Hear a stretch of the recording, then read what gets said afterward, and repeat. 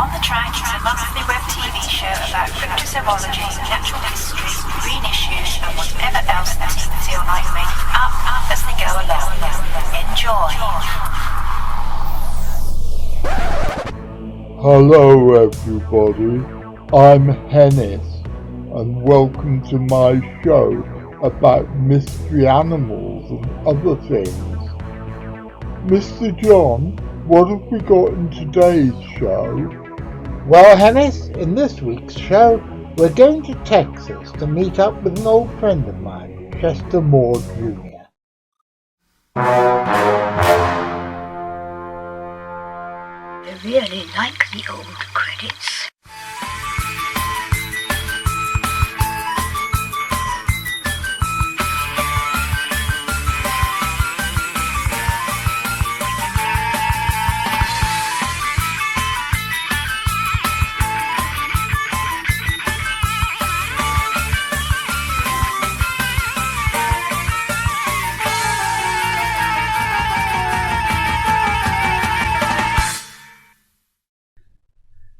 Barry, have you heard about the remarkable new archaeological discoveries in the north of Scotland? No, I haven't, Jeff. What is it? They've found some carvings on a standing stone, Pictish carvings on a standing stone. And what do they depict, these carvings? Well, it's ancient Britons, and they're trying to stick the Pictish beast up each other's bums. Good afternoon, ladies and gentlemen. My name's John Downs. I'm the director of the Centre for Fortean Zoology, which is the English-speaking world's largest, and we like to think best, mystery animal research group. And every Saturday afternoon at 3 for about half an hour, we bring you an episode of this peculiar web TV show, On the Track. And then every Wednesday evening at about 6:30 for about half the time of the Saturday show, we bring you On the Track Extra. And on the last Wednesday of every month, we bring you something called the Last Wednesday of the Month show, when me and the lovely Vivian Powell, together with our regular panel of Dave Scott, Ian Scribbs and Lee McCrinnan, plus special guests, discuss, debate and generally make fun of the latest cryptozoological and Fortean zoological news. But what's in the show? Well, it's a mixture, a mélange, a muddle, I'm sure there's other things beginning with M, but I can't think of what they are. Lauren, what begins with M? Martini, of course. Thanks for that, honey. Yes, Lauren is completely right. We are a martini of a show, because we are best shaken, not stirred, and with a lot of extra vodka. And what's in it? Well, it consists of hard science, weird shit, and surreality. And what's surreality? I support.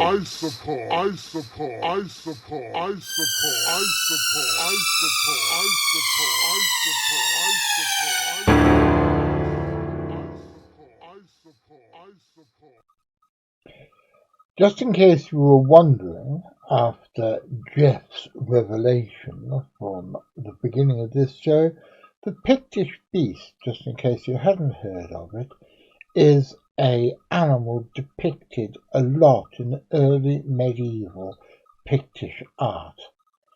And it has been described as being a water horse and a kelpie, or a sea monster, or even the creature of Loch Ness. It's almost certainly actually a stylized representation of a dolphin, as you can see by the fact that it has a blowhole.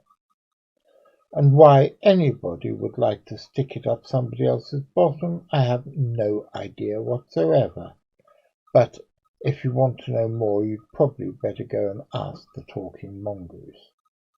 But I completely digress. Many years ago, when we were both much younger than we are today, I was in Texas visiting my old friend Nick Redfern, and the two of us went off with a local cryptozoologist that I'd been corresponding with by email but had never actually met.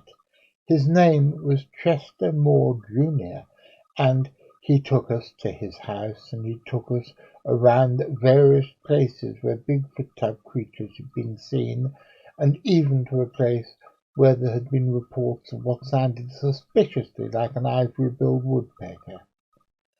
And Chester and I have been in touch with each other ever since, on and off, and it's lovely to be able to welcome him to today's show. No, I really enjoyed that day we spent going out and seeing the Red Wolf place and the place where you got those weird Bigfoot tracks. Yeah, and there's been a lot on that Red Wolf issue since then. I mean, like, you were the first one to ever publish Red Wolf Rediscovered in Animals and Men, the article that I wrote, and you had it on the cover, and then like 13 years later, the government recognizes that that was true. So that's kind of cool. You're the first one to ever have that. Oh, that's nice. Yeah. Hey, let me Well, turn just this. I'm go. having a little bit hard time hearing. Let me turn this down real quick. I'll be right over. Yeah, fine, fine. Okay. Try to make myself look less like a homeless person.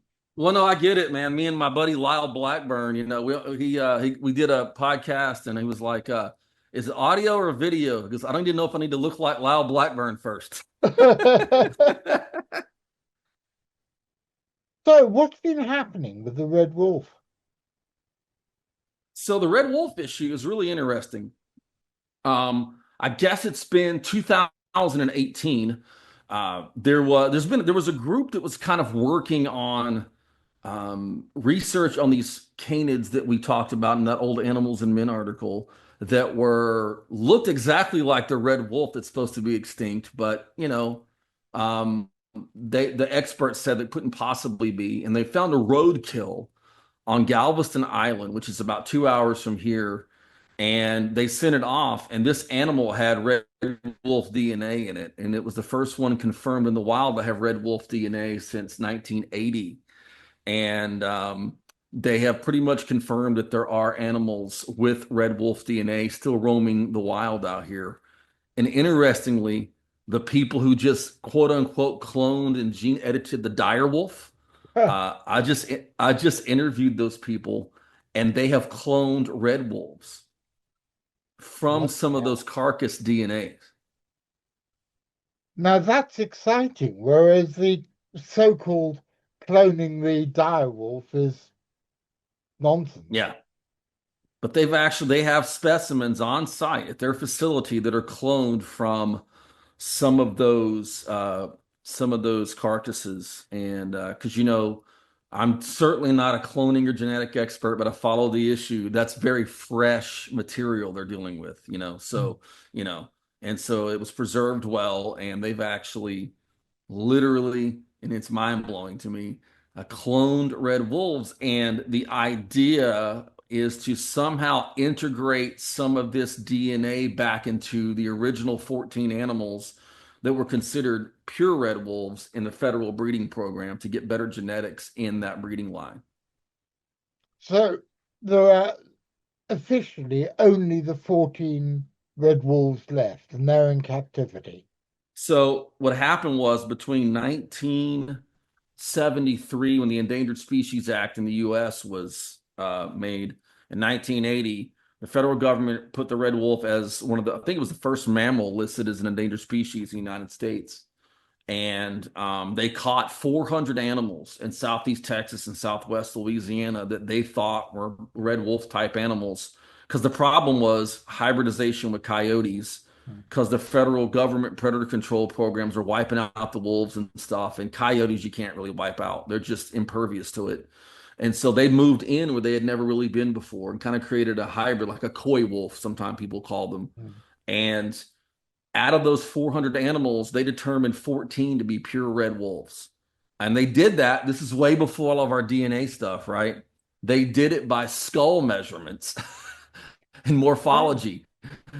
Yeah, so they created a captive breeding program that's put a couple hundred animals out, not so successfully in some areas, but a gene pool. But now through this cloning process, it looks like they're going to take this DNA they found in wild animals that are. This is the weird part. This is where scientists get too smart for their own britches sometimes. It's like it has red wolf DNA, but we're not going to call it a red wolf. They're calling him, get ready for this, John, non-coyote canids. oh, right, right. You gotta love it.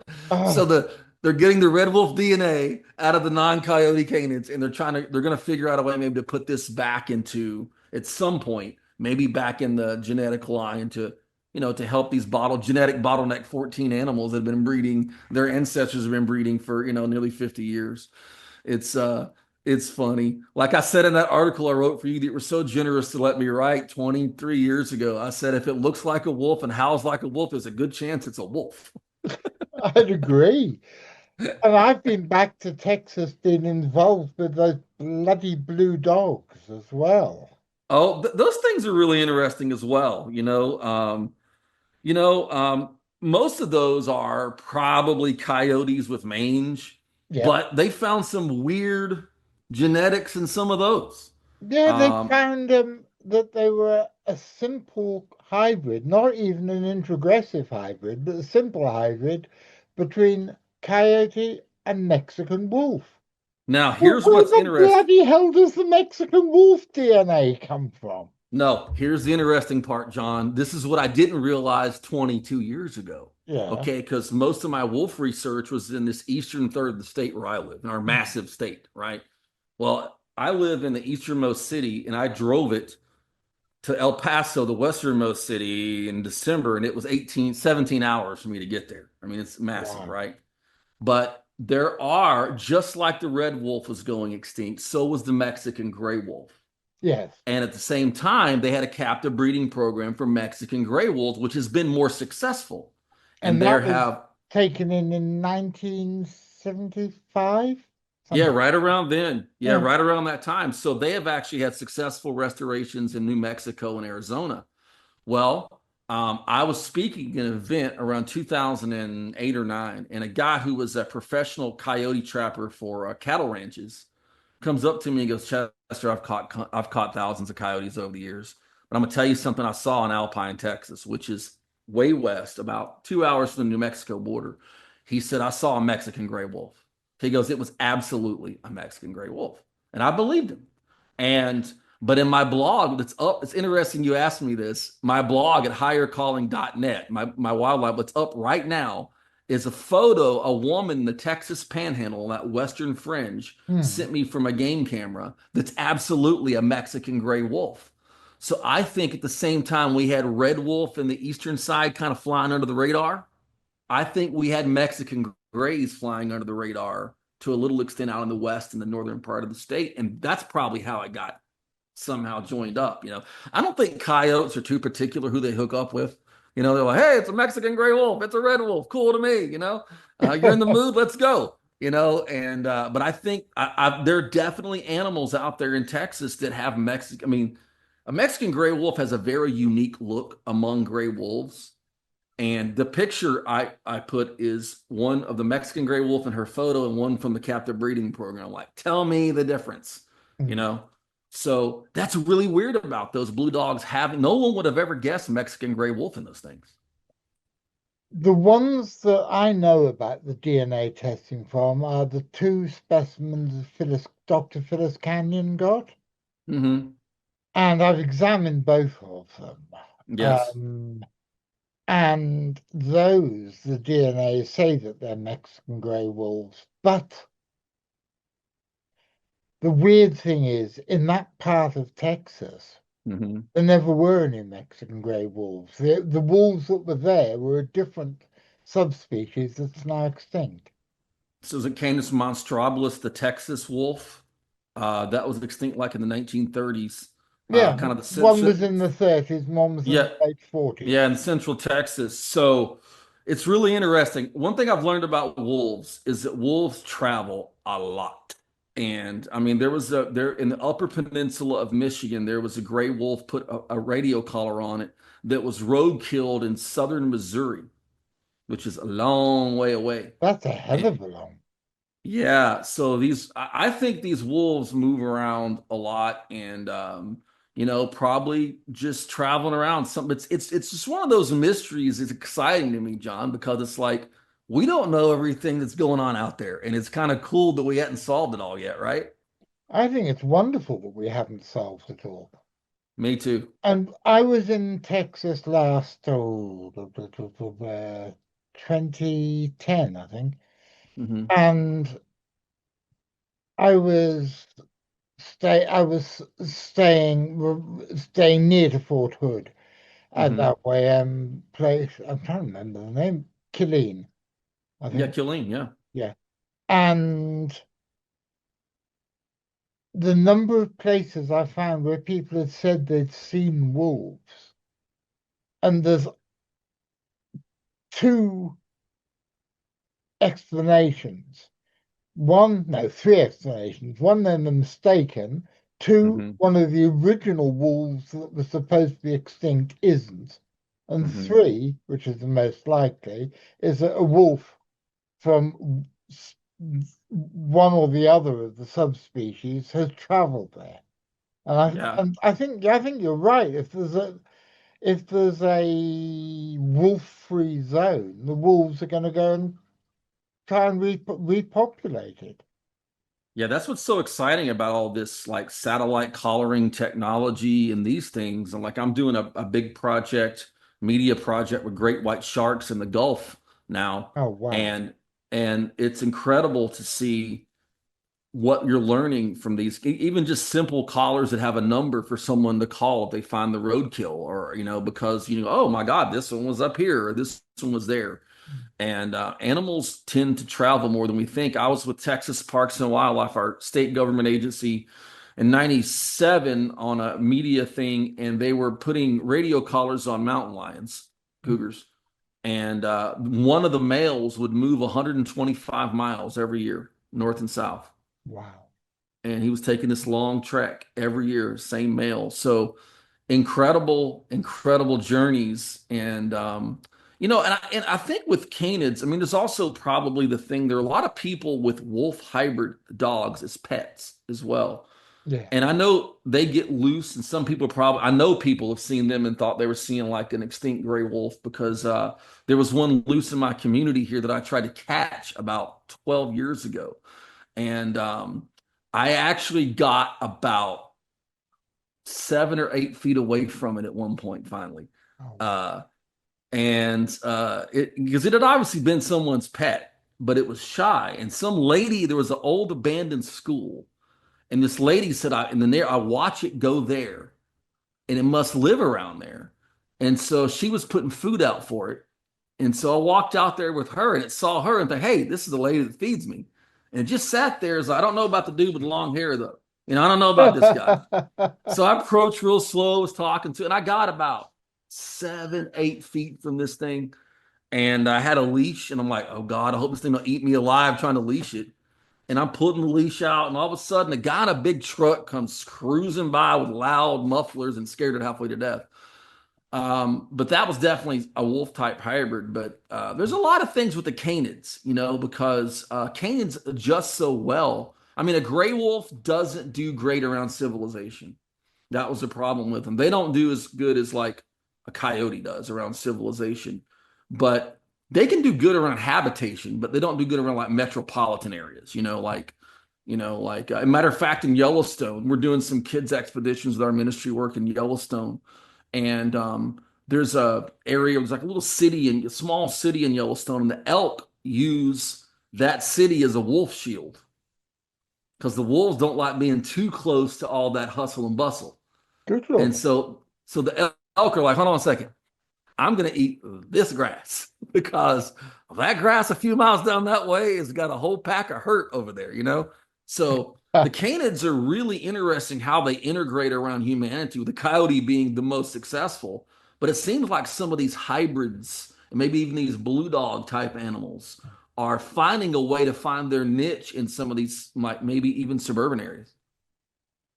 Right from the beginning, because I was in on the Blue Dog thing Okay. fairly early on, Uh-huh. and I was with Discovery Channel, I think it was. Mm-hmm. Mm-hmm. And we went and filmed at Devon McAnally's ranch, south of just south of San Antonio, Mm-hmm. and that was the first one that got in the news, the one that he shot. And I remember that one. I examined the skeleton, Mm-hmm. and right from the beginning, I've thought that whatever they are the beginning of speciation. Oh, interesting. There's something that in 500, 1,000 years' time are going to be a new species. That's interesting. I, because they behave whatever they are, and I think there Mm-hmm. are quite a lot of different things that all happen to be attacked by the same mange. Yeah. But it's not the sort of mange. Because I filmed some other dogs with mange, stray Mm-hmm. dogs with mange around there, and they didn't look anything like it. There's a different pattern of mange, and Mm. I checked with various vets, and they say that if an animal was normally that covered with mange, it would hardly be able to walk, let Mm. alone be bright and Active. cheerful, running around, be active, and appear to be breeding true. Because I've had stories of these things with pups. Very interesting. So That changes the dynamic right there. it does. And Yeah. I still, I've been studying these bloody things now for 20 odd years. Uh-huh. I'm fascinated, absolutely fascinated by them. Well, I gotta interview you some more just on this because that's it's kind of been on my periphery because I've been focused on some other critters, but it's I've seen some that were definitely coyote and one that was a raccoon mange that got lumped in with a blue dog. I'm like, that's a coon. Yeah. It's obviously a coon. But the idea of ones with pups and being able, when you consulted a vet, being able to function at a when they supposedly would have a disease that would at a level that would cripple them is really interesting. And that part of South Texas down there below San Antonio, that region down there, is sort of like an ecological crossroads. I mean, if you go 2 hours to the west, that's where the Mexican gray wolf sort of started back before we wiped them out. Mhm. And if you go 2 hours to the east, you had red wolves. Maybe 2.5 hours to the east, you had red wolves showing up northeast. And there's a lot of things coming up through Mexico. I mean, there's a lot of interesting things in that South Texas region. So very cool stuff, man. I love when I get on somebody's podcast and they're like, I learned a bunch of cool stuff. I'm like, I take notes on this John, man. He's killing it. If you want to support us and help us make more content like these, please press like, subscribe, follow our Facebook page and check out our Patreon. And as the ghost of Joe Strummer, who's an ever more regular visitor to my little studio, says, don't forget to ring the notification bell, otherwise you'll miss the new episodes. And that would be an awful pity, wouldn't it? If you've been affected by any of the topics in today's episode, you can just bugger off, because we don't give a monkeys. Bloody well get a grip. Sort your own bloody problems out rather than ringing up somewhere. That was a public information film. And that, ladies and gentlemen, is the end of another episode. I hope you enjoyed it. I'm going to be back next Saturday with more from Chester Moore, because we've only just started the conversation that really goes into some fascinating places. Now, I want to say a big thank you to everybody but for whom this episode would not have been done, particularly Chester, who's been my special guest, and also V. McCrinnan, Graham Inglis, Gwyn Palmer, and all the other people, but for whom things would never get round to being done. I'm going to be back, as I said, on Saturday, but I'm also back on Wednesday. What are we talking about Wednesday? Well, I've actually done it now, so I can actually tell you. So if you hold on a little, holding your horses, come on, just play the sort of music you have with the test card. Just for a moment. So, yeah, you know the sort of thing I mean.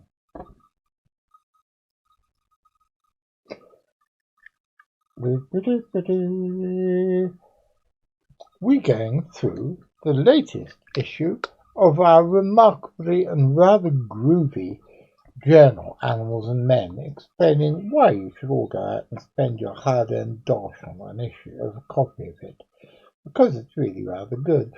The eagle-eyed amongst you will also have noticed that in the show notes, the links below, and also splashed widely, far and widely across the internet, is the fact that we have a new superstore. It's the CFZ Magnificent Merchandising Megastore, and that includes links where you can buy your normal merch, your outsized merch, music, and even livestock. Yes, Dr. Mo's Snail and Millipede Emporium is now or imminently going to be open for business.